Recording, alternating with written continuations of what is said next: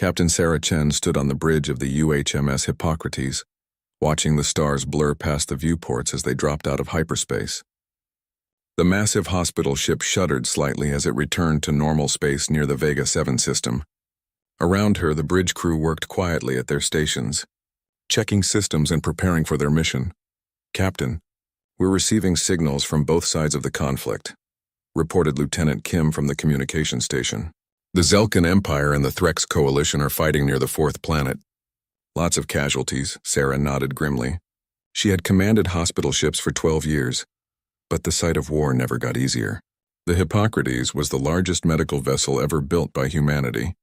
It stretched nearly 2 kilometers long and carried over 2,000 doctors, nurses, and medical staff from across human space.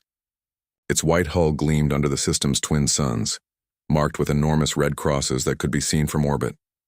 "Send the standard message on all frequencies," Sarah ordered. "Make sure everyone knows who we are and why we're here." The communications officer began broadcasting. "This is the United Human Medical Ship Hippocrates.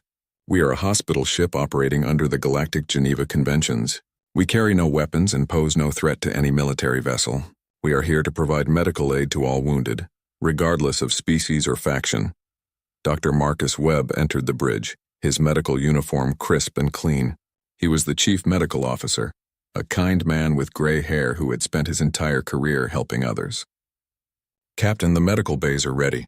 We can handle up to 3,000 patients if needed." "Good work, Doctor," Sarah replied. "Any word from the belligerents?" "Both sides have acknowledged our presence," Webb said. "The Threx Coalition has already asked us to pick up wounded from their damaged cruiser. The Zelkans haven't responded yet, but their wounded need help too." Sarah looked out at the distant flashes of weapons fire. 2 alien races had been fighting over this system for months. The Zelkan Empire claimed the planets belonged to them by ancient right.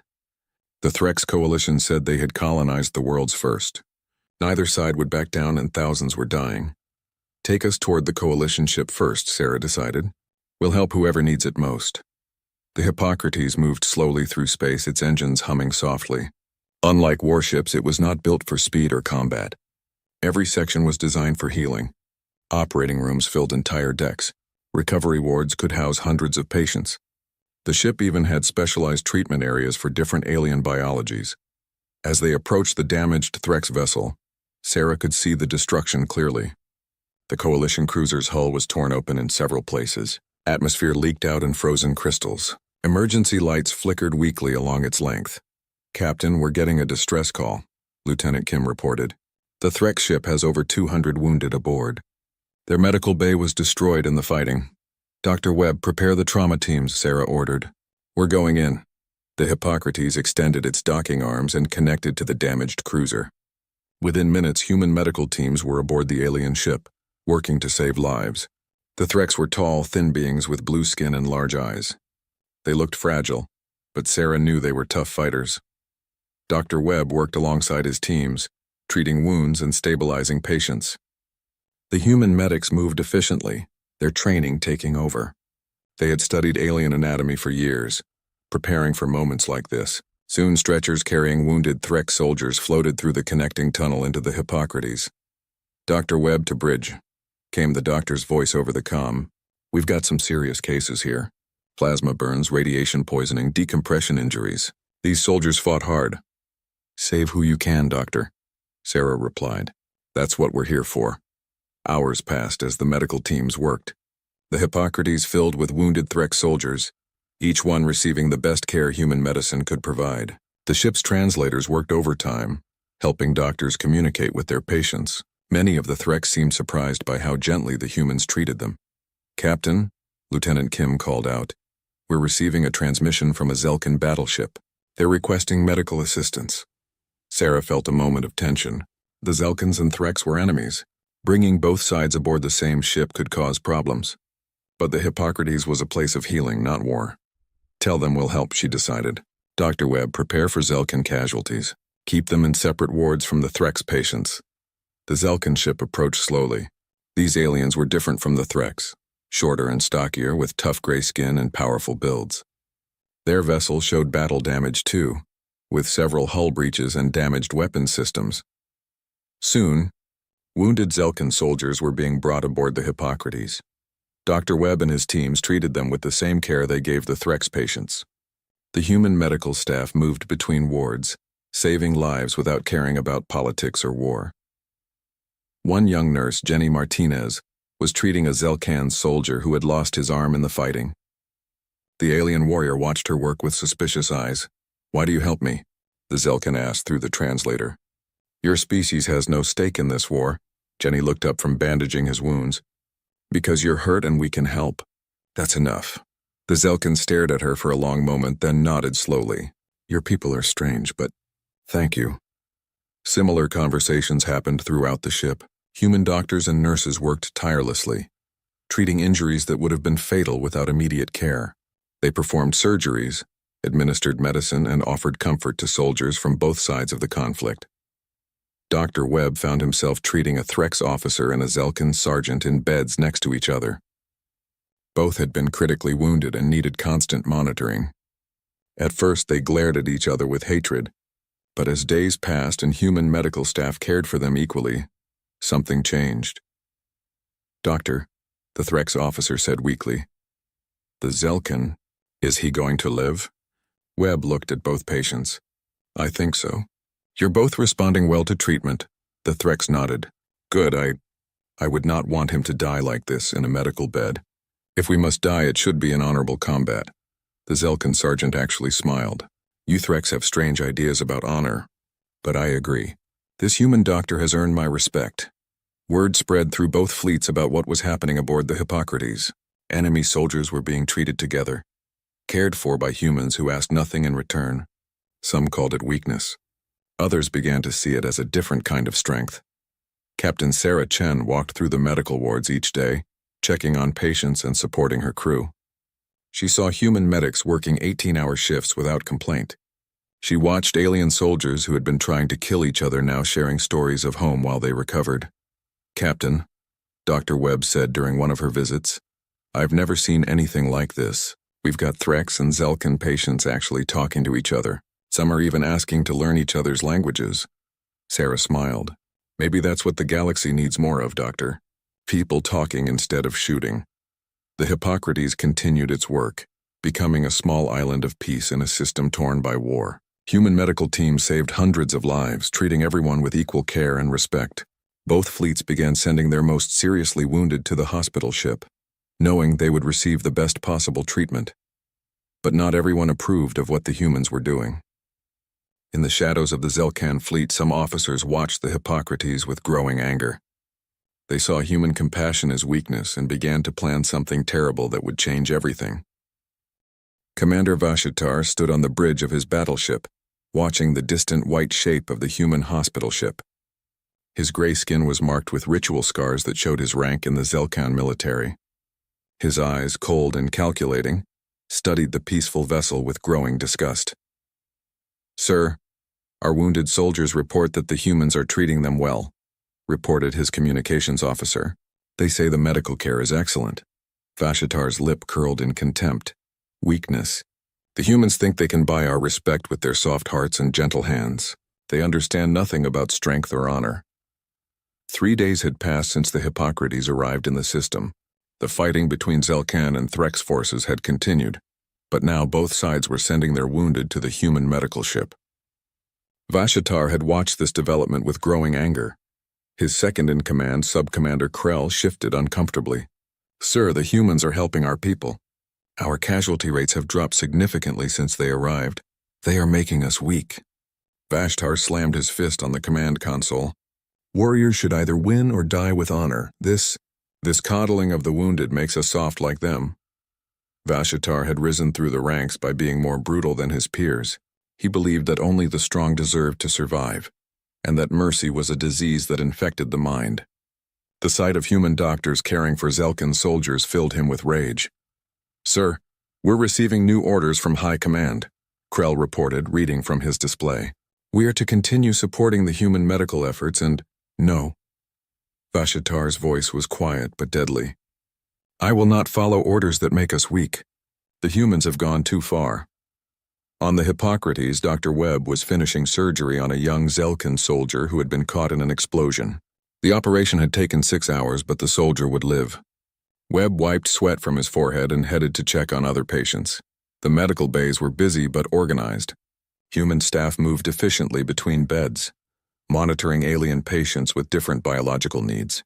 Threx soldiers recovered in one section, while Zelkan warriors healed in another.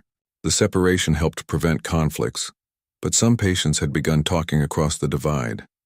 Captain Sarah Chen was in her ready room, reviewing casualty reports.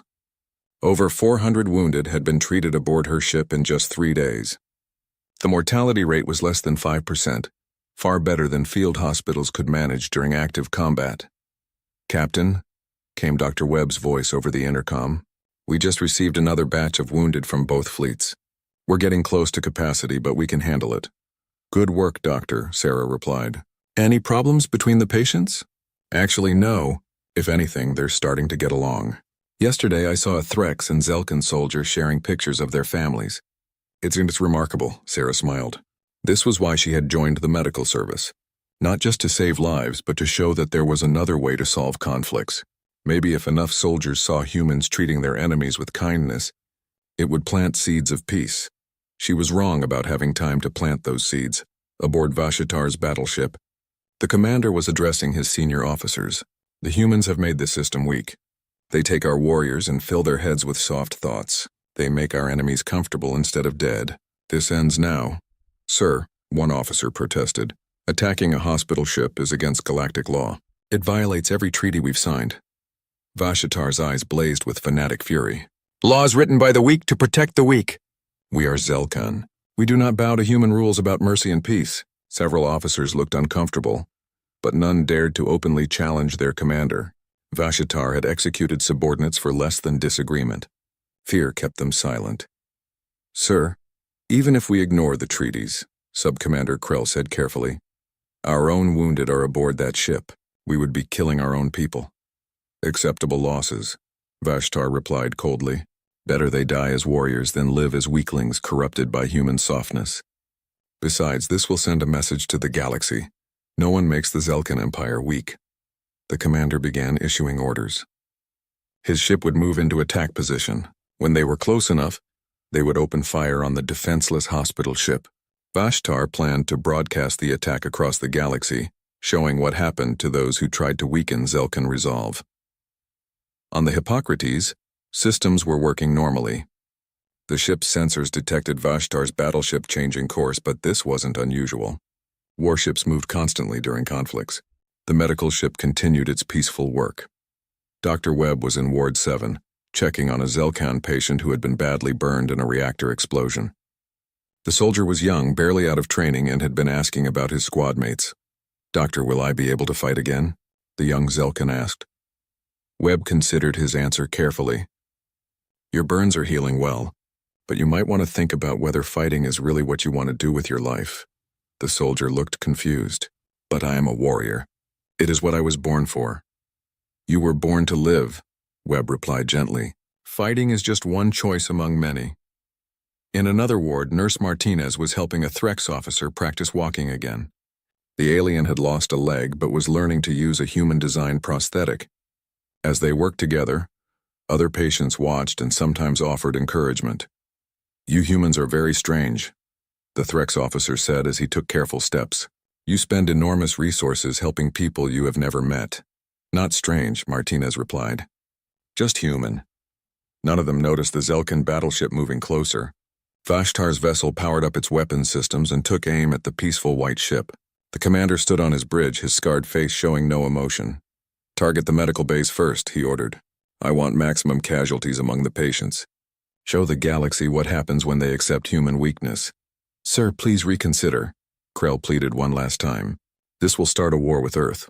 The humans may seem soft, but they have a large fleet." Vashitar laughed harshly. "Let them come. We will show them that warriors defeat healers every time." The first plasma cannon blast struck the Hippocrates without warning. The massive beam tore through the hull and into Ward 7, where Dr. Webb had been treating patients moments before. The section exploded in fire and vacuum. Alarms screamed throughout the ship as more weapons fire struck home. Emergency bulkheads slammed shut, trapping medical teams with their patients in damaged sections. The Hippocrates, built for healing rather than fighting, had no shields and no weapons to return fire. Captain Sarah Chen felt her ship dying around her. The bridge shook as another blast struck the engine section. Sparks flew from control panels as systems failed one by one. "Emergency broadcast to all frequencies," she shouted over the noise. "This is Captain Chen of the UHMS Hippocrates. We are under attack. We are a hospital ship. We have wounded of all species aboard." But Vashitar was not listening to pleas for mercy. His battleship continued firing, methodically destroying the defenseless medical vessel. Escape pods began launching, carrying the few survivors who could reach them. In the medical bays, human staff died alongside their alien patients. The young Zelkan soldier Webb had been treating was killed instantly when the plasma blast hit. Nurse Martinez was crushed under falling debris while trying to shield a Threx patient. Dr. Webb, mortally wounded but still conscious, activated his personal communicator with bloody fingers. This is Dr. Marcus Webb of the Hippocrates. They're killing the patients. They're killing everyone. Tell Earth. Tell them what they did here." The hospital ship's reactor went critical as Captain Chen sent out one final message. "Tell Earth. Tell them we died doing our duty. Tell them they attacked healers." The UHMS Hippocrates exploded in a brilliant flash of light, taking with it over 2,000 human medical personnel and 500 alien patients who had trusted in human mercy. In the escape pods, the few survivors watched their ship die. They had witnessed something that would change the galaxy forever: the deliberate murder of healers and patients by those they had tried to save. Commander Vashtar looked at the expanding debris field where the hospital ship had been. "Send word to the Zelkan High Command," he ordered. "The human weakness has been purged from this system. We are strong again." But Vashitar had made a terrible mistake. He thought he was showing strength. Instead, he had just awakened something in humanity that the galaxy had never seen before, and would never forget. The message reached Earth through subspace communications at 1427, Universal Standard Time. Admiral Rebecca Torres was in her office at Terra Command when the priority alert flashed across her screen. She had been expecting routine reports from the Vega 7 system, not the emergency transmission that would change everything. "Admiral, we're receiving an urgent message from the Hippocrates survivors," her aide reported, his voice shaking. "You need to see this immediately." Torres activated the holographic display. The message was fragmented, damaged by the destruction, but the essential facts were clear. The Hippocrates had been deliberately attacked. Over 2,000 medical personnel were dead. Hundreds of patients from both sides of the conflict had been murdered in their beds. The Admiral watched the footage from the escape pods in growing horror. She saw the plasma cannon strikes hitting the medical bays. She heard the final transmissions from Captain Chen and Dr. Webb. She witnessed the explosion that had consumed the largest hospital ship ever built. "Get me the Security Council," Torres ordered, her voice deadly calm. "Emergency session. Now." Within an hour, representatives from every human colony and nation were gathered in the council chamber. The room fell silent as Torres played the recordings from Vega 7. When the footage ended, the silence stretched for long moments. "They targeted the medical bays first," Torres said, her words cutting through the quiet like a blade. "This wasn't an accident or a mistake in targeting. This was deliberate murder of healers and patients." President Martinez of the American Federation spoke first. "How many survivors?" 312 out of nearly 3,000 souls, Torres replied. "The rest died either in the attack or when the reactor went critical." The Chinese premier leaned forward. "What do we know about who did this?" "Commander Vashitar of the Zelkan Empire," Torres said. "Our survivors identified his ship and confirmed he gave the attack orders. He broadcast his reasoning. He believed human medical aid was making his people weak." The room erupted in angry voices. Representatives shouted over each other, demanding action, calling for justice. Torres let them vent their fury for several minutes before calling for order. "The question before us is simple," she said. "How do we respond?" "This is an act of war," declared the Russian premier. "They attacked a clearly marked medical vessel operating under galactic treaty. This cannot stand." The representative from New Geneva raised her hand. "Admiral, what are our legal options? Can we pursue this through galactic courts?" Torres' expression was grim. The Zelkan Empire recognizes no galactic authority. They've withdrawn from most treaties and consider themselves above interstellar law. Legal action would take decades and accomplish nothing. Then we make them pay, said the premier of Luna Colony. My daughter was a nurse aboard the Hippocrates. She died trying to save a Zelkan soldier who was brought in 2 days ago. The room fell quiet again. Every person present knew someone who had been aboard the hospital ship. The medical service drew volunteers from across human space, and the loss touched every world. Admiral, President Martinez said carefully, what would military action involve? Torres had been preparing for this question. Total war authorization against the Zelkan Empire. We would mobilize every fleet, every ship, every resource. We would not stop until justice is served. The galactic community will object, warned the European Union representative.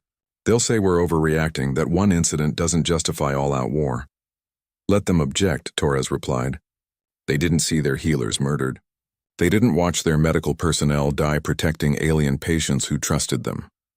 The debate continued for hours, but the outcome was never really in doubt. The images from the Hippocrates had made the decision for them.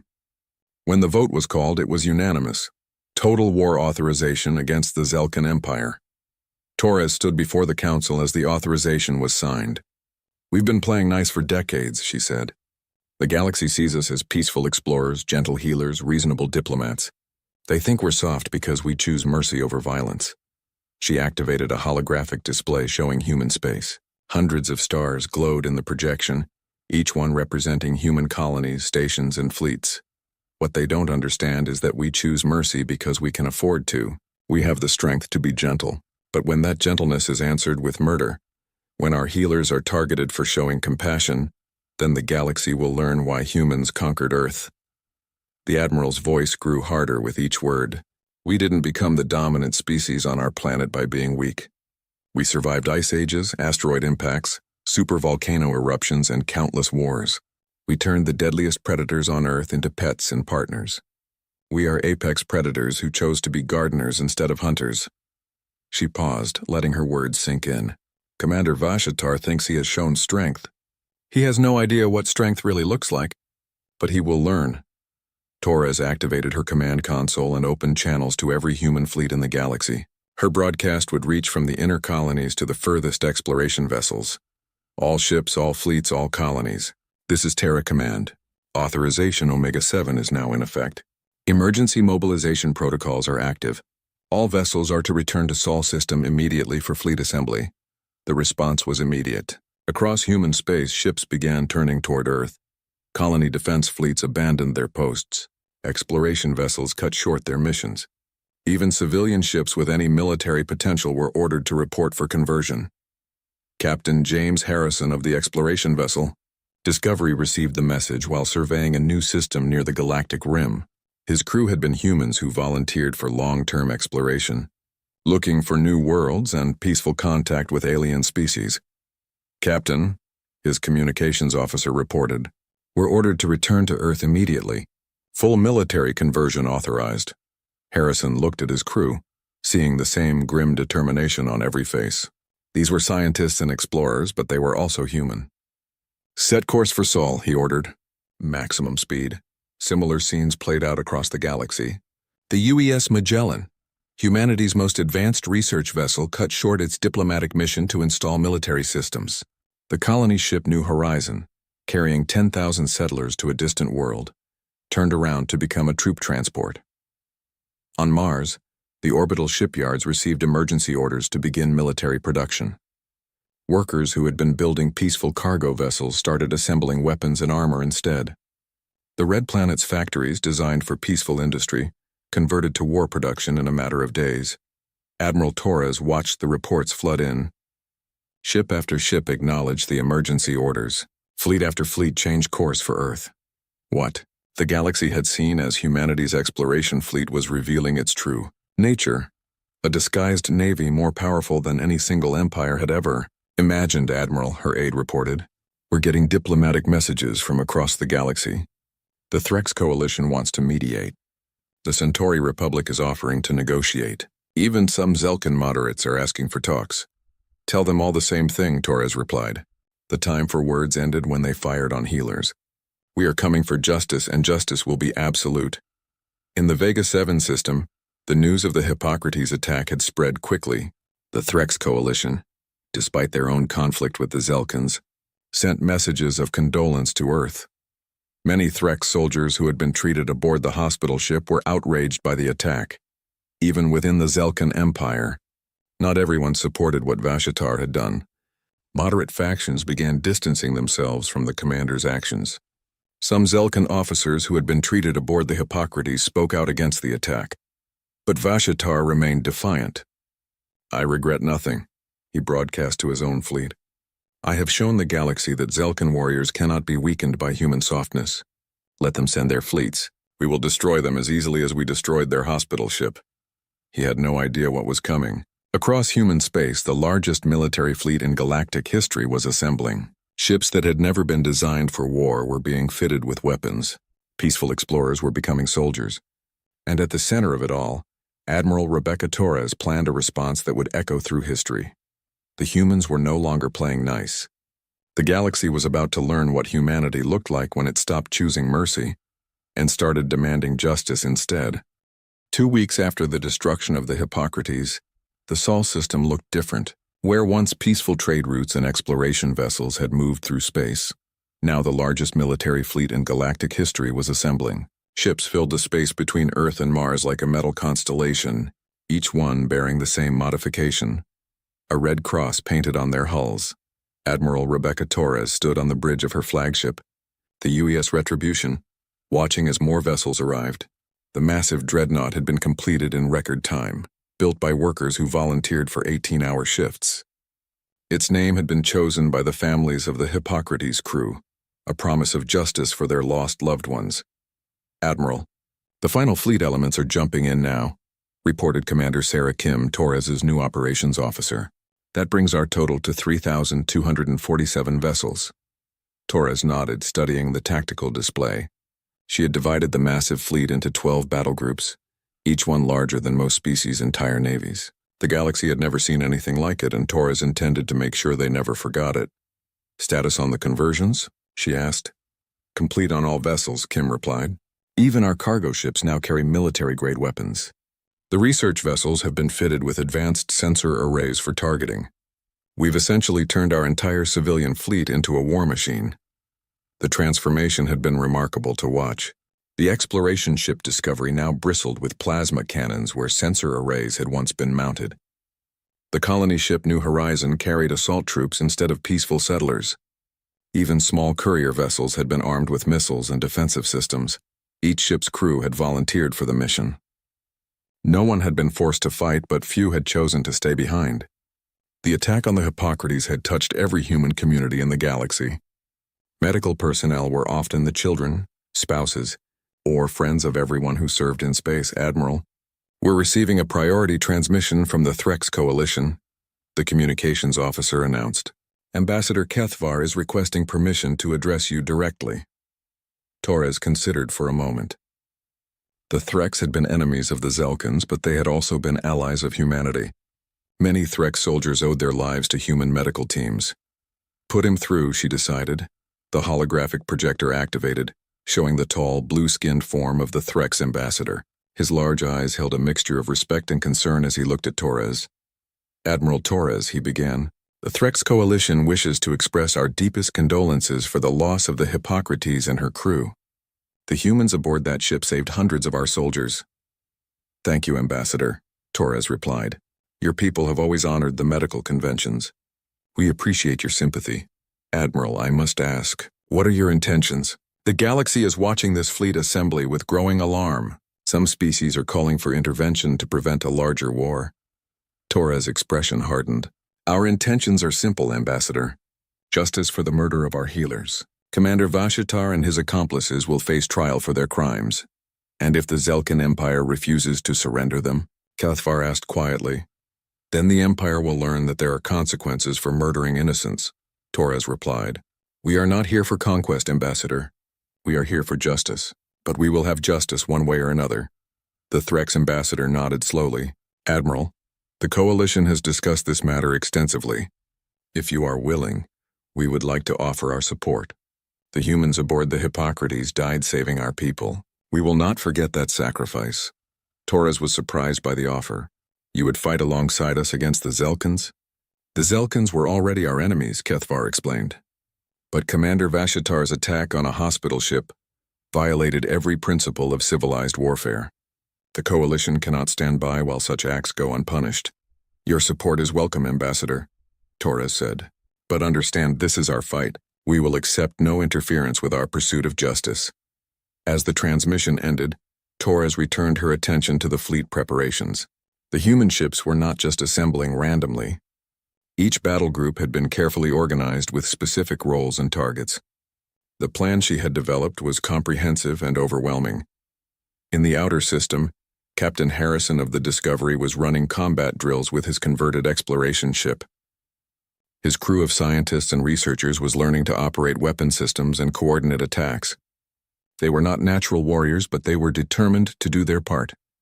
Captain, his weapons officer called out, targeting systems are locked and ready. We may not have been built for this, but we'll make it work. Harrison nodded grimly. Remember, we're not just fighting for revenge. We're fighting to make sure no one ever thinks they can attack our medical ships again. Similar conversations were happening throughout the fleet. Humans who had dedicated their lives to peaceful exploration were preparing for war. They were not doing it gladly, but they were doing it with absolute determination. The galaxy's reaction to the human fleet assembly was mixed.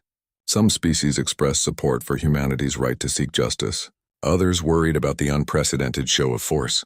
A few tried to organize diplomatic interventions to prevent what they saw as an overreaction. On the Centauri Republic's capital world, President Val Nash called an emergency session of the Galactic Council. The human fleet is larger than anything we have ever seen, he announced to the assembled representatives. If they attack the Zelkan Empire with full force, it could destabilize the entire region. The Andromedan delegate raised a tentacle in agreement. We must find a peaceful solution. Perhaps economic sanctions against the Zelkans would be sufficient. But the Threx representative, newly arrived from discussions with Admiral Torres, shook his head. You did not see the footage from the Hippocrates. The Zelkans deliberately targeted medical bays full of patients. They murdered healers who were treating their own wounded. Some crimes cannot be answered with sanctions. The debate continued for hours, but no consensus emerged. The galaxy was divided between those who supported humanity's right to justice and those who feared the consequences of such a massive military response. Meanwhile, within the Zelkan Empire itself, cracks were beginning to show. Commander Vashatar's attack on the hospital ship had not been authorized by the High Command. Many Zelkan officers were horrified by what he had done. Sub-Commander Krell, who had tried to stop the attack, was now under arrest for cowardice in the face of human weakness. But other officers were quietly expressing similar doubts about Vashatar's actions. The humans saved my brother's life aboard that ship, one Zelkan captain confided to his trusted aide. How can we call that weakness? How can we justify murdering healers? These doubts spread through the Zelkan military as word of the human fleet assembly reached their forces. Intelligence reports described weapons and ships that the Zelkans had never seen before. It was becoming clear that humanity had been holding back their true military capabilities. Vashatar, however, remained defiant. He had been promoted to fleet commander by hardline elements who supported his actions. From his new flagship, he broadcast messages to rally Zelkan forces. The humans come with their large fleet thinking numbers will save them, he declared, but they are still weak at heart. They still believe in mercy and compassion. We will show them that warriors defeat healers every time. His supporters cheered, but even among them, some felt uneasy. The human fleet was not just large. It was enormous beyond anything the galaxy had ever seen. And the humans organizing it were not the peaceful explorers the galaxy thought they knew. Admiral Torres completed her final inspections of the fleet. Every ship was ready.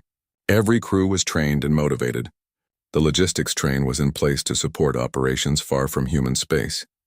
Most importantly, the tactical plan was finalized and distributed to all commanders. Admiral, Commander Kim reported, all battle groups report ready for departure. We await your orders. Torres looked out at the assembled fleet one last time, 3,000 ships carrying the hopes and fury of all humanity. They would jump to Zelkan space and deliver an ultimatum. If the Zelkins refused to surrender those responsible for the Hippocrates attack, then they would face the consequences. Signal all ships, Torres ordered. Prepare for hyperspace jump. Destination, Zelkan Prime.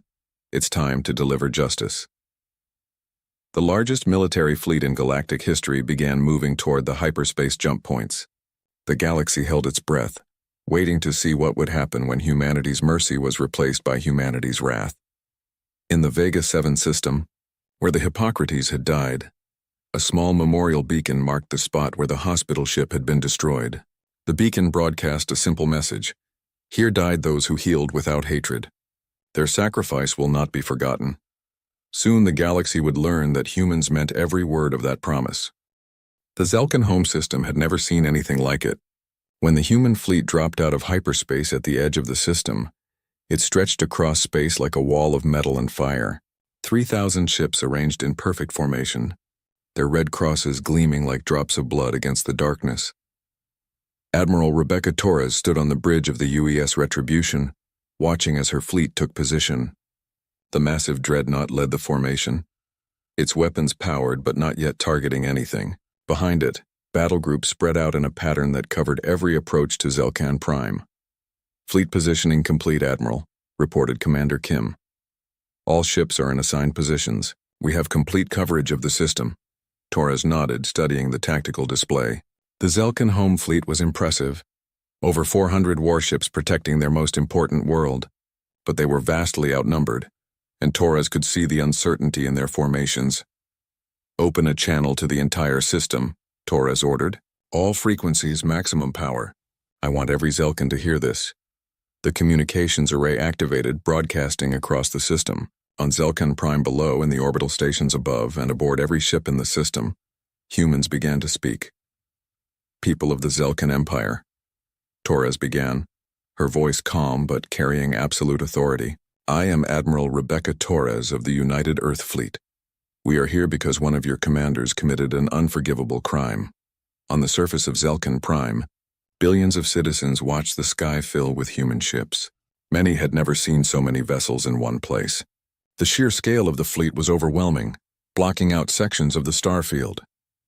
3 weeks ago, Commander Vashitar deliberately attacked the hospital ship Hippocrates, Torres continued. He murdered over 2,000 medical personnel who were providing aid to wounded soldiers from both sides of your conflict. He killed 500 patients who trusted in human mercy. In the Zelkan High Command Center, military leaders watched the human broadcast with growing alarm. General Thakvar, the Supreme Military Commander, turned to his staff. How many ships do they have? He demanded. Over 3,000 confirmed, sir. His intelligence officer replied. More than we believed existed in their entire fleet. That's impossible. Our estimates showed they had perhaps 500 military vessels. It appears we were wrong, sir. Most of these ships were disguised as exploration or civilian vessels. They've been converted for military use. Torres's voice continued across the system. We are not here for conquest. We are not here for subjugation. We are here for justice. We offer terms, and we will offer them only once. The Admiral paused, letting her words sink in across the system. In homes and workplaces throughout Zelkan space, people listened with growing fear and uncertainty. Surrender Commander Vashitar and his immediate subordinates for trial before a galactic tribunal. Pay reparations to the families of those murdered aboard the Hippocrates, and guarantee that such an attack will never happen again.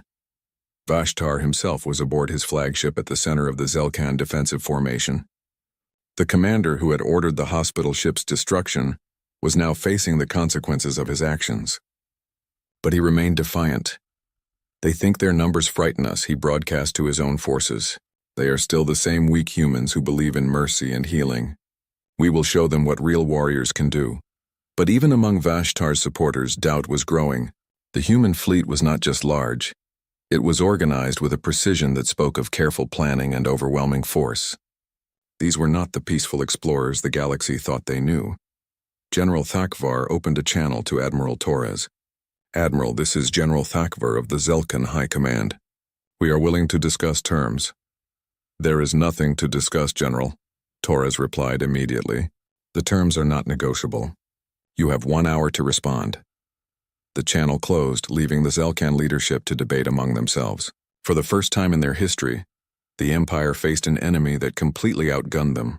The usual Zelkan solution of overwhelming force was not available. "We should surrender Vashatar," argued Councillor Deatharak, a moderate voice in the government. "What he did was wrong, and now our entire world faces destruction because of his actions." "Never," shouted war leader Gashtok, one of Vashatar's supporters. "We do not bow to alien demands no matter how many ships they bring." The debate raged through the Zelkan command structure. Some wanted to fight, believing that Zelkan courage could overcome human numbers. Others saw the reality of their situation and wanted to accept the terms before worse things happened. As the hour deadline approached, Torres prepared her fleet for what she suspected would come next. The Zelkans had built their entire culture around strength and dominance. Admitting they were wrong would be almost impossible for them. "Admiral," Commander Kim reported, "we're detecting increased activity in the Zelkan fleet. They appear to be preparing for combat." "I thought they might," Torres replied calmly. "They can't accept being wrong, so they'll try to fight their way out. Signal all battle groups. Prepare for demonstration." The human fleet began moving with mechanical precision. Ships that had been in loose formation tightened into attack patterns. Weapon systems powered up across 3,000 vessels. The space around Zelkan Prime began to glow with the energy of prepared weapons. On his flagship, Vashatar watched the human preparations with satisfaction. "See, they show their true nature now. They are conquerors like any other. We will fight them and show the galaxy that Zelkan courage cannot be defeated." But General Takvar was seeing something different. The human fleet movements were too precise, too coordinated. This was not a desperate attack by angry aliens. This was a carefully planned operation by military professionals who knew exactly what they were doing. "All ships attack formation," Vashatar ordered. "Show these humans what real warriors can do." The Zelkan fleet began to advance, 400 ships moving to engage the human force. Their weapons charged and targeting systems locked onto the nearest human vessels. For a moment, it looked like the largest space battle in galactic history was about to begin. Then Admiral Torres gave a single order: "Execute demonstration." The human fleet fired simultaneously, but they did not target the Zelkan ships. Instead, 3,000 vessels unleashed their weapons on every military installation in the system. Orbital defense platforms, weapon satellites, supply depots, and shipyards disappeared in brilliant flashes of light. The demonstration lasted exactly 1 hour. When it ended, the Zelkan home system's entire military infrastructure had been destroyed. Not a single civilian target had been touched. But every weapon platform, every military base, every strategic installation was gone. The Zelkan fleet found itself floating in space, untouched but completely helpless.